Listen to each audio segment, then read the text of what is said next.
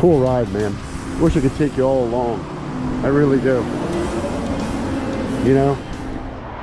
So let's just talk a little bit about what the car's got. We got a reverse camera, a forward camera. We have power windows. We have air conditioning. We have line lock, trans brake, and auto shift, which has an air shifter in it. We have the air compressor in the back. There's your module for the air shift. Has a tilt wheel, leather bucket seats. They know these are 2000 Viper seats, which are my favorite. The actual Viper seat, year 2000, in and around that neighborhood. They're all mechanical. They have a pump-up lumbar. Very good for a hot rod seat. More than enough. Ready to shift? She's ready to go.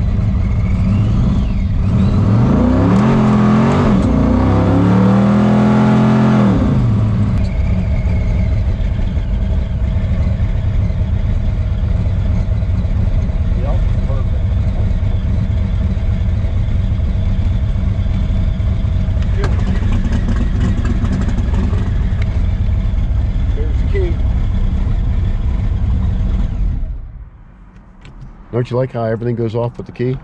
I do. Not 1,000 buttons, turn this fan on, turn that fan off, none of that bullshit. Turn the key on, everything goes on. Watch this, I'm gonna show you something real quick. You turn this on, right? Now, nothing in the car comes on other than the fuel pump, and you're on starter, right? And then you wait about 10 seconds, and then everything else comes on. Nice.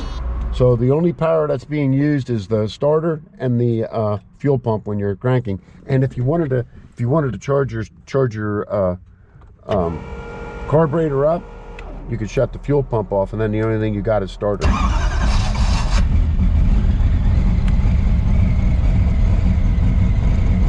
And then everything else comes alive.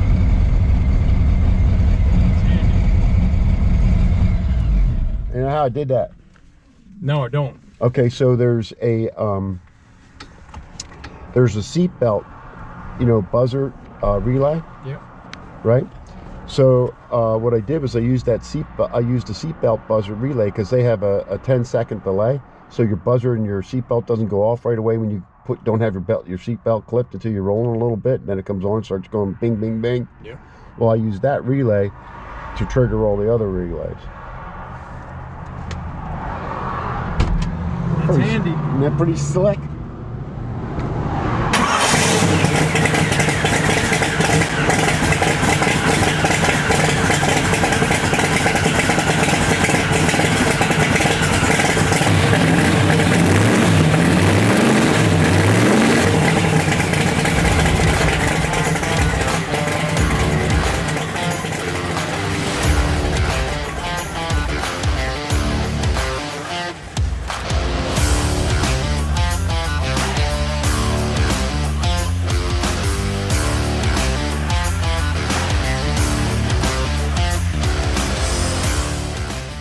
So, you know, it's a heavy hitter package. You know, it'll go as fast as you want to go. It'll take you there. You know, it'll give you as much horsepower as you want, you know, or need, right? And I think the limit of it is like 3,800, maybe a little more, but that's about it. Jesus. Yeah, that's, like I said, we're going to take this and we're going to go up and roll race. So we're going to do a rear change, a gear change, and we're going to get this go up to Pocono Speedway and do the roll racing event, and you know, go hunt down some Lamborghinis and stuff that think they're bad. We're going to go catch them with an old school car. That's the goal. What year is this? This is a 1970. 1970 what Dodge Daytona? So this is a Dodge Daytona. So if you look up your history on a Dodge Daytona and the Indianapolis 500, this package, the stock package back then was doing 200 mile an hour around the track. Right? Richard Petty was in these cars driving them around the track and just cleaned up.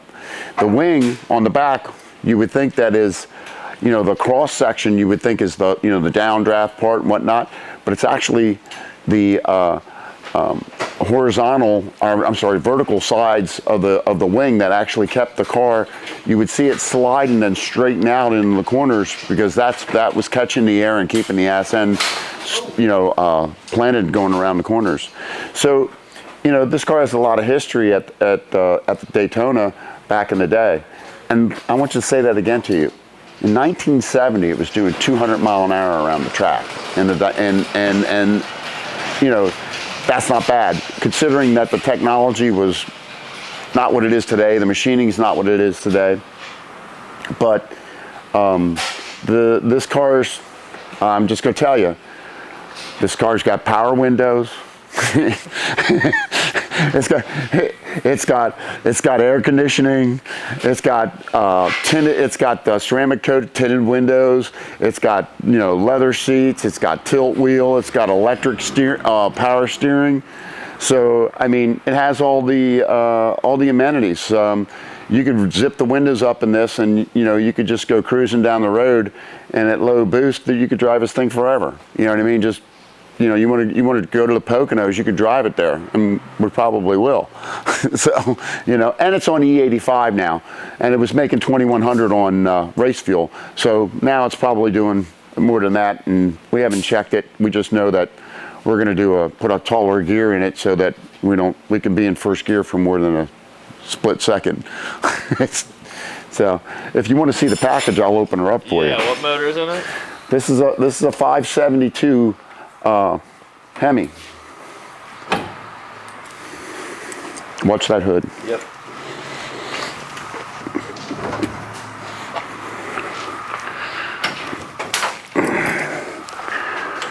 So this is another thing they said, oh, you can't hinge it and pin it, right? They just don't know me very well. They just don't know me very well, right? So there you go. So there's the F3. You have that. I got it. Yeah. Okay, you were good. Yeah. So it's this is the 572 Hemi.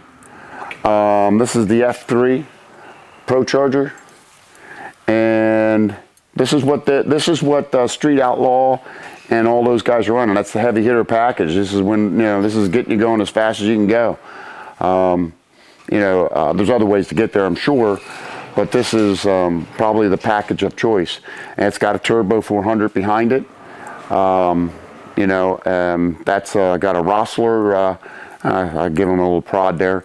It's got a Rossler turbo 400, which is a very good one, probably one of the best. They machine all their own parts and do all that stuff, so it's a very durable package. Yeah, there's my little AC compressor down there. Yes, I put AC on it. And, this car was completely gone over. I got it, and then we just tore it completely apart, freshened everything up. And I probably got about a year and a half into this one, maybe 2. I would say, Brett, right? Year and a half, 2. As I'm getting a little more, as I'm reaching my prime, which is in about 5 minutes here, I'm getting a little bit faster at these, right, Brett? What? I said as I'm about ready to reach my prime in the next 5 or 10 minutes, I'm getting a little bit faster at them.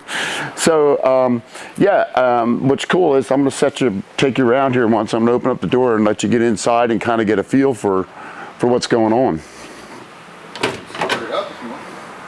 Yeah, I guess it does start, don't it? Yep. So it's got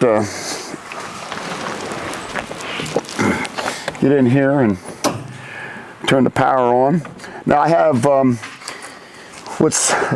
I also use a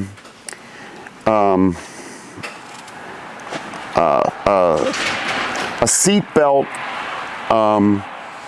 relay for delay, so that when you're starting the car, it has the essentials that are on while you're cranking it, and everything else takes about 9 seconds, and then it comes alive, right? So all the essentials will come on.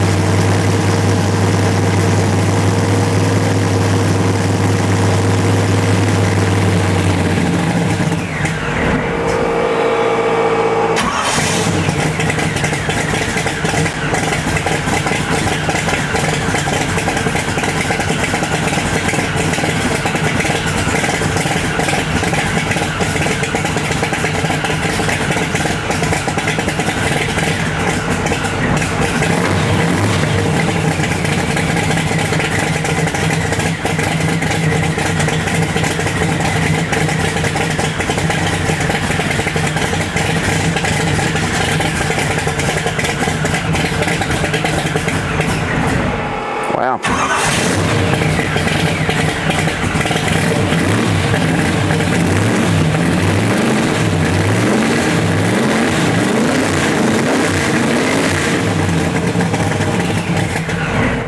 We used to have, Crawley Valley Custom Cars where we built hot rods for other people. We don't do that anymore. But a lot of the times, people would make decisions that they were going to change this and change that on a car. And oftentimes those decisions were just different, not necessarily better. We had a little conversation just a few moments ago, you and I, about the vinyl top on the Daytona. And we were like, hey, we were thinking about losing the vinyl top and making it all purple. And you said, well, I kind of like the vinyl top. So that leads you to the point that changing it may just make it different, not better. And if you're going to spend money, you should spend it and make it better. Otherwise, leave it alone and move on. Agreed. Yeah, because I like how the black, it kind of separates the purple, and then the black wing kind of matches the top. Well, and what I would say to you is... It makes sense to me. Yeah, You got the black intake. Yeah. And that was kind of the theme. We went with, that theme, and I don't disagree. You know what I mean? I think that, it may be different, not better. And if we're going to spend money, let's make it better, right? So there you go. You want to hit us with an outro? And now, something to say goodbye? Yep. Oh. Yeah, here's something for you. Be kind to yourself. Don't judge yourself so hard. And 2024. Yeah, 2024. Be kind to yourself, because no one else will. So there you go.